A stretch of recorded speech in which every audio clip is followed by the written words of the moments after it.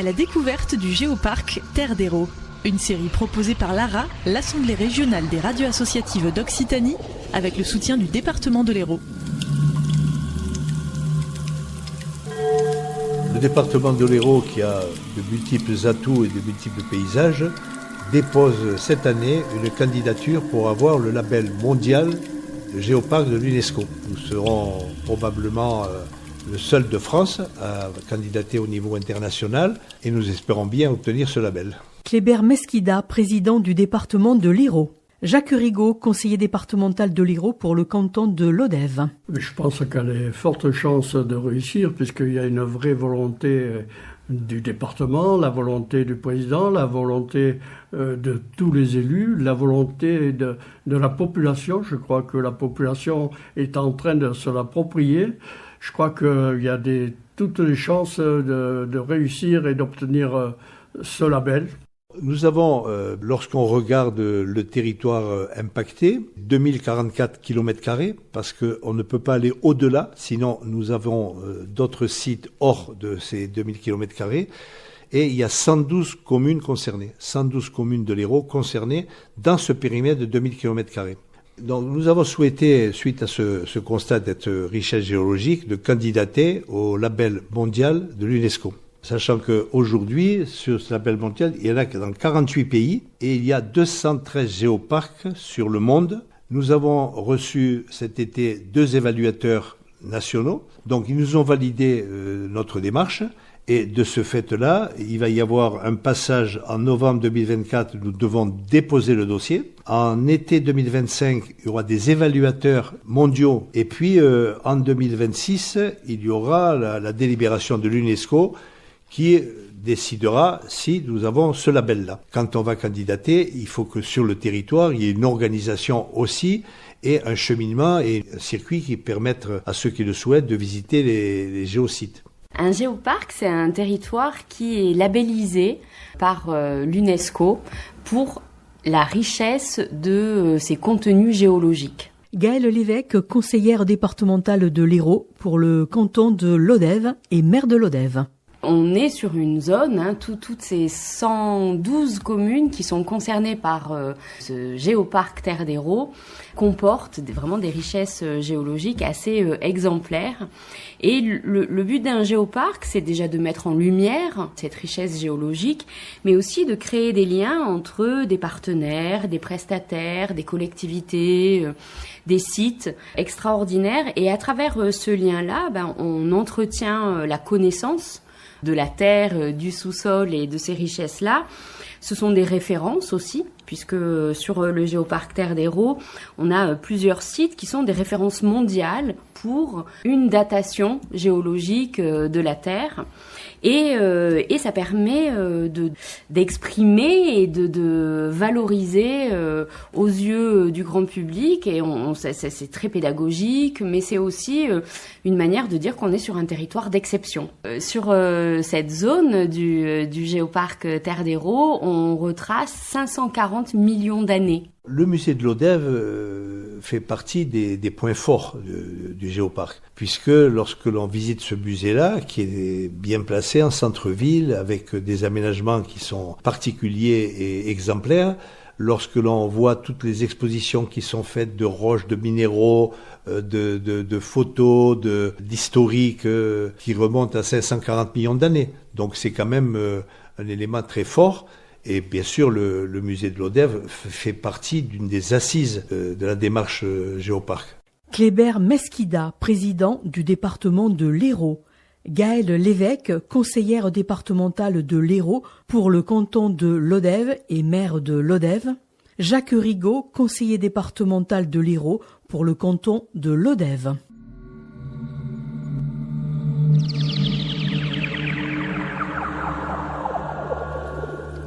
Bonjour, je m'appelle Stéphane Fouché. Je travaille au musée de Lodève en tant que chargé des collections Sciences de la Terre et je suis aussi vulgarisateur des sciences et précisément géomédiateur pour le géoparc Terre d'Hérault. Un géomédiateur, dans le cas du géoparc, ça va être de faire découvrir ce qu'est la géologie sur ce territoire, sur la partie du géoparc, le lac du Salago et ses environs, le Larzac, la montagne Noire et la vallée de l'Hérault. Et donc de faire découvrir cette richesse géologique et paléontologique qui affleure sur le terrain. Cette première salle parle des 200 premiers millions d'années, qui correspond à une période marine, qui démarre il y a 540 millions d'années, qui va s'arrêter avec l'écrasement de tous les continents les uns contre les autres pour former le continent unique qui est la Pangée et la chaîne hercynienne dont le témoin aujourd'hui est la montagne Noire et le massif central. Le musée de l'Odève, justement, a été rénové en 2018 et son parcours Traces du vivant regroupe les collections de paléontologie et de géologie qui ont été prélevées sur ce territoire et précisément à l'intérieur même du géoparc. Et donc on va retrouver des témoins issus de nos paysages, des fossiles, des roches qui nous racontent 540 millions d'années d'histoire de la vie, des animaux et des plantes disparus, soit des fougères qui sont aujourd'hui découvertes vers Gresse-Sac, soit des traces d'animaux que l'on peut retrouver aujourd'hui près de la Lieude, soit des poissons que l'on peut retrouver vers Saint-Privat, tout un tas de fossiles et d'animaux. Et grâce à ces roches et ces témoins mis en vitrine, on a comme ça une continuité des paysages et des environnements disparus. Tout ça mis en médiation et avec des multimédias qui vont expliquer aux visiteurs la dérive des continents, la manière dont sont classés les animaux, les grandes crises qui ont traversé l'histoire de la vie, l'intérêt aussi que ça a sur notre territoire, les endroits à découvrir, comment les humains ont exploité ces richesses minérales, comment on a trouvé du pétrole, pourquoi on n'a plus de pétrole, comment on a exploité l'uranium, comment on fabrique des cathédrales en pierre de grès, etc., etc. Le musée raconte toutes ces histoires humaines et géologiques dans son parcours. Et donc notre enjeu, ça a été d'essayer de rendre accessible la géologie et la paléontologie à tout le monde, dès 3 ans. Et donc la muséographie utilise des grands paysages colorés qui vont, séquencer le temps, mais aussi séquencer les salles muséographiques. Donc une pièce est représentée par un paysage d'une seule couleur, et la pièce suivante, on change d'époque géologique, on change de couleur, on change de paysage, et ainsi de suite dans tout le parcours. Et l'objectif est donc de permettre à un enfant qui, par exemple, dès 3 ans, on est capable d'arriver à dire c'est bleu, c'est vert, là c'est la mer, là c'est la forêt. On voit bien que les formes d'animaux et de plantes changent, même si on ne sait pas donner leur nom scientifique, ou même si on confond un peu tout, peu importe, on voit le changement. Et donc, à partir de là, à partir de ces grandes frises qui font 2 mètres à 3 mètres de haut, selon les hauteurs de mur, et souvent jusqu'à 7 ou 8 mètres de large, on va pouvoir avoir une vision des paysages, les couleurs changent, les paysages changent, et donc les enfants, sans parler de millions d'années, sans parler de noms en latin, vont découvrir ce qu'est l'évolution au cours du temps. Et à partir de ces frises qu'on va retrouver dans des films qui vont être repris, les couleurs vont être reprises dans les vitrines, les étiquettes qui encadrent les objets vont être repris par la couleur. Donc du coup, le graphisme est vraiment au service d'une compréhension de ces sujets. Et bien sûr, il n'y en a pas que pour les plus jeunes. L'amateur passionné et même l'étudiant, l'universitaire, va pouvoir retrouver des documents comme un log stratigraphique, une coupe géologique, une carte géologique, des textes en français, des textes en anglais, des étiquettes avec les noms en latin, etc. La carte que nous utilisons pour parler de ce territoire géologique est légèrement plus petite que le territoire du géoparc. Le musée était conçu pour être un musée de territoire, donc à proximité de l'Odève, mais nous allons quand même jusqu'à Gresse-Sac, nous allons jusqu'à Bédarieux, nous allons vers le lac du Salagou, nous allons sur le Larzac, mais c'est vrai que nous n'allons pas jusqu'au Caroux, par exemple, qui est pourtant représenté par ces roches dans les vitrines, mais on n'a pas intégré entièrement la montagne Noire, tandis que le territoire du géoparc s'étale un peu plus, recouvre un peu plus de surface, mais le cœur du géoparc est la carte de géologie du musée que nous avons exploité. L'idée de ce parcours, c'est de faire découvrir ce patrimoine, donc issu du territoire, récolté sur le territoire, et de le rendre accessible.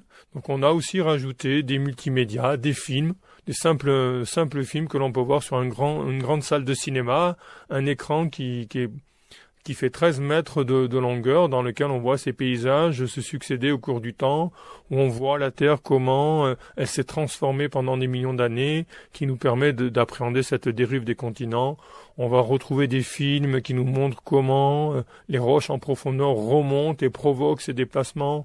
On va retrouver des films qui montrent comment les animaux sont regroupés entre eux, comment ils traversent les crises biologiques. On va retrouver une carte interactive qui nous permet de constater à quel point, quand les animaux de l'Aliode étaient vivants, ils se retrouvaient non pas ici sur ce territoire, mais à hauteur de l'équateur, et ainsi de suite. Il y a vraiment beaucoup d'informations, qu'elles soient numériques, qu'elles soient figées, qu'elles soient textuelles, qui nous permettent d'appréhender toutes ces collections qui nous sont présentées.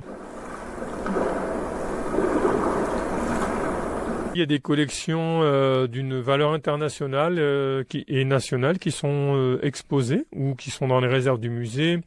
Alors, si on recule dans le temps, il y a les fameux trilobites de la Montagne Noire qui ont été les premières richesses connues sur le territoire. On n'était pas nés, nous tous. Ce sont vraiment les premiers paléontologues de l'Université de Montpellier et les grands amateurs qui ont fait cette découverte il y a plus de 150 ans presque. Puis, si on revient dans les découvertes, nous avons les traces qui sont retrouvées autour du lac du Salagou. Beaucoup d'empreintes de pas ont été étudiées, dont le site de l'Aliode est un des éléments emblématiques, mais aussi, lors des travaux de prospection sur l'uranium, une dalle près de la Kogema, actuellement Orano, a été trouvée où on voit des empreintes d'animaux qui ont été mis en réalité augmentée dans le musée. Et puis, il y a aussi toujours dans cette période qu'on appelle le Permien, dans cette ruffe rouge, il y a les ailes d'insectes qui ont été trouvées par Jean Lapéry et son fils, qui est donc une collection qui a une envergure internationale et qui fait l'objet de demandes régulières.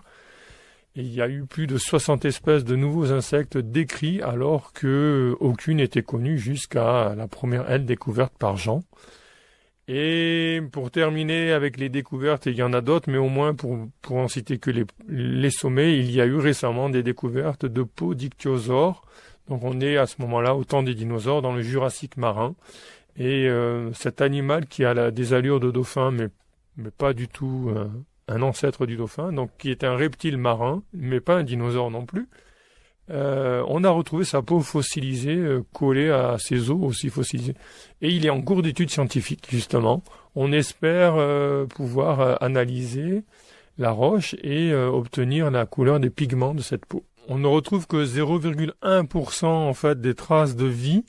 Et les géologues, après, avec l'étude des roches, nous permettent de reconstituer les paysages, la manière dont évoluent les vallées, les montagnes. Et donc à partir de ces données recueillies, on ne peut que montrer que des fragments de ce temps qui s'est écoulé, donc en présentant presque des flashs finalement, puisque même si notre paysage reconstitué a peut-être des possibilités d'avoir existé pendant quelques milliers d'années, ou en tenant compte des variations internes en fait d'un paysage, changement de la rivière, changement un petit peu de la végétation, mais ça reste toujours une vallée, etc. On n'est pas dans une continuité qui nous permettrait de dire tel jour, telle heure, puis tel jour suivant, puis telle semaine suivante. Non, on fait des bonds en millions chaque fois, car c'est le principe de la conservation en géologie. Les roches conservent des éléments disparus il y a des millions d'années. Déjà, on n'a pas tout retrouvé. Certains ont été érodés entre-temps. Et donc, effectivement, c'est une continuité telle qu'elle est présentée, mais le visiteur comprendra bien qu'entre deux paysages, il se passe des fois 5, 15, 20 millions d'années, et que l'histoire continue bien, puisque si on a quelques millions d'années plus tard une nouvelle image d'un paysage, c'est qu'entre-temps, les choses ont aussi bougé, évolué. Donc c'est vrai que le visiteur peut appréhender cette notion de « je n'ai pas tout, mais j'ai un point de départ et un point d'arrivée, donc je dois bien accepter que tout ce qui n'est pas visible dans l'expo ou non découvert dans la nature a pu exister et que rien ne sort de nulle part ». La paléontologie et la géologie sont des disciplines du témoin retrouvé, donc avec une roche et des fossiles retrouvés, oui, on va décrire ce passé, et à chaque fois qu'il y a une nouvelle découverte, il y a une remise à jour, en fait, des informations. Donc soit ça devient juste complémentaire, soit ça va venir corriger ce qui a été dit, et donc rendre les données de 5 ou 20 ans obsolètes pour les rendre actuelles. Et donc effectivement, ce sont des disciplines qui sont dynamiques. Mais cette dynamique est basée sur les notions de découverte du matériel ou du temps de recherche qu'on peut consacrer à réétudier ce matériel. Et donc ce n'est pas du tout parce qu'on parle du passé qu'on est dans un monde figé. Au contraire, il y a la recherche est en constant travail, et donc les données régulièrement arrivent, et effectivement tout l'enjeu du musée, ça va être de continuer à suivre l'actualité scientifique et de se maintenir dans un contenu non obsolète, donc toujours d'actualité et mise à jour au fur et à mesure du temps. En plus de la médiation, des ateliers, de l'exposition, de la présentation de ce patrimoine issu du Géoparc, il y a un pan de recherche auquel participe le musée. On s'associe avec donc des projets de recherche qui touchent soit les rufes du Salagou, soit justement, on parlait des ichthyosaures du Jurassique. Et donc, on aide les chercheurs sur ce territoire à enrichir leurs connaissances, et nous, ça nous permet d'acquérir aussi de nouvelles collections, et donc d'améliorer la connaissance de ce patrimoine et de le mettre à jour grâce aux fouilles qui sont programmées entre équipes de chercheurs et musées. Stéphane Fouché du musée de Lodève, chargé des collections Sciences de la Terre, vulgarisateur des sciences et géomédiateur pour le Géoparc Terre d'Hérault. À la découverte du Géoparc Terre d'Hérault. Sur l'espace qui est consacré aux sciences de la Terre, on a tout un niveau du musée de Lodève qui est consacré à ça. On va voir ces 540 millions d'années qui vont défiler sous nos yeux à travers tous les fossiles qui ont été trouvés autour de Lodève, mais on retrouve la zone du Géoparc Terre d'Hérault en fait sur tous les fossiles qui ont été trouvés, et chaque site va raconter une histoire, et on a replacé dans la frise du temps chacun des fossiles, et on peut retracer ces 540 millions d'années et visualiser comment était le monde à ce moment-là. Est-ce qu'on était sous l'eau? Est-ce qu'on était sur Terre? Quelle était la végétation? Quelle était la faune qui était présente à ce moment-là? Et c'est un voyage qui est extraordinaire. Gaëlle Lévesque, conseillère départementale de l'Hérault pour le canton de Lodève et maire de Lodève. Ce qu'on peut mettre en avant, c'est toute la zone qui est autour du lac du Salagou. Là, on est sur le Permien, qui est une aire géologique qui est quand même qu'on retrouve finalement pas à tant d'endroits que ça, et la zone autour du lac du Salagou est vraiment assez remarquable. Elle est, par exemple, à mettre en regard avec le rougier de Camarès dans l'Aveyron, où on retrouve la même typologie de roche et cette singularité du rouge de la terre et de cette roche qui s'effrite aussi. Et je sais qu'il y a quand même beaucoup de gens qui font le parallèle avec le Grand Canyon, avec... ça crée vraiment des territoires qui sont singuliers, qui sont remarquables. Et quand on est au bord du Salagou, qui a le rouge de la terre, le bleu du ciel, le bleu du lac, le vert de la végétation, ça marque les esprits et ça marque les gens. Il y a d'anciens volcans et c'est tous ces mouvements de roches, ces concrétions de roches, je pense par exemple aux tuyaux d'orgue qu'on trouve au bord du Salagou, où on est vraiment dans la matérialisation de mouvements de plaques combinés avec la force des volcans. Toute cette histoire-là, l'histoire des plaques tectoniques et l'histoire, il y a des moments, Lodève a été sous l'eau. Et comment est-ce qu'on envisage ça aujourd'hui? On peut l'envisager si on va au musée de Lodève. La première salle qui propose vraiment la frise du temps. On remonte 540 millions d'années avec la vision de où se situe l'Odève sur la Terre par rapport aux différentes plaques et à leur mouvement.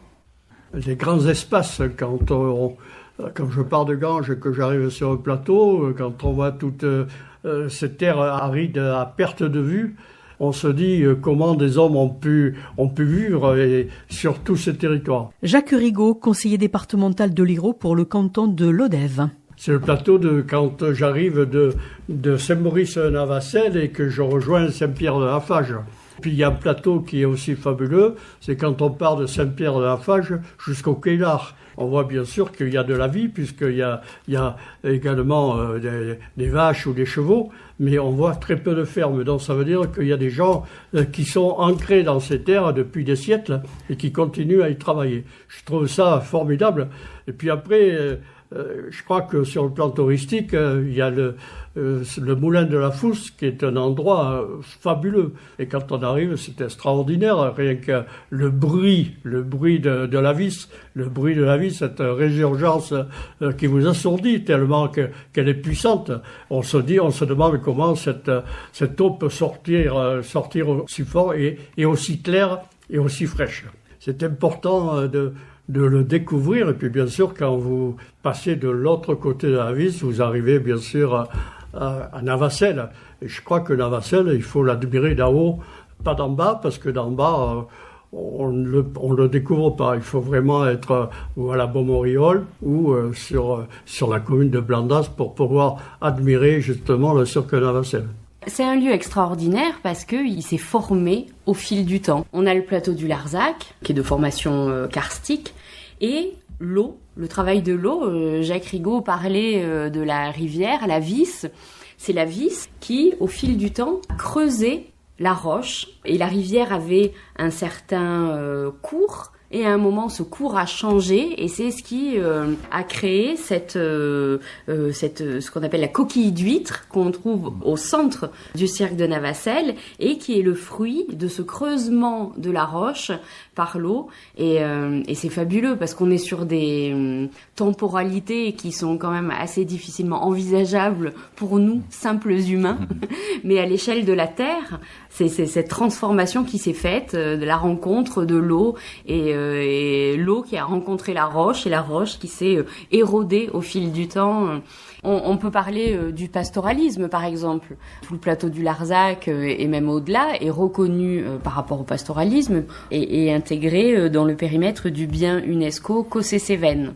Et donc cette singularité-là de vie des habitants et de l'élevage et tout ça, ça vient de la terre.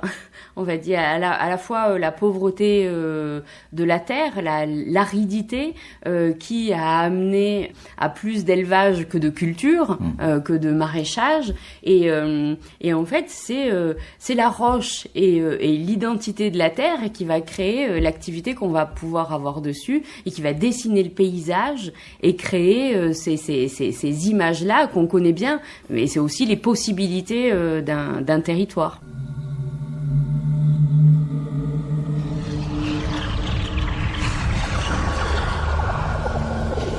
Cet épisode de la série à la découverte du géoparc Terre d'Hérault a été réalisé par Radio Lodève avec la participation de Radio Lingadoc et Radio Escapade.